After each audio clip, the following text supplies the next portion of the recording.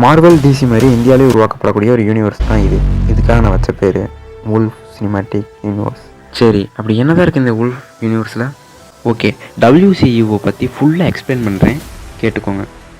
ஒரு யூனிவர்ஸில் எடுத்தோன்னே சூப்பர் ஹீரோஸ்லாம் வந்துட்டாங்களா? இல்லை, யூனிவர்ஸ்னால் ஒரு ப்ராப்பரான ஆரிஜின் ஸ்டோரி வேணும்ல. அந்த ஆரிஜின் ஸ்டோரி பார்ப்போமா?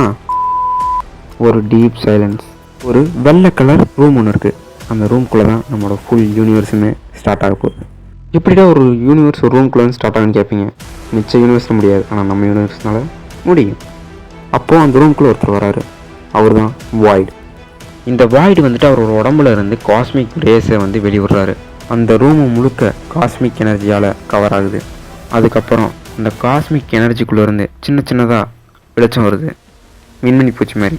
அந்த மின்னக்கூடிய ஒவ்வொரு வெளிச்சமும் ஒரு மல்டிவர்ஸ் ஸ்பியர். நீ தெரிந்து விட்டோம்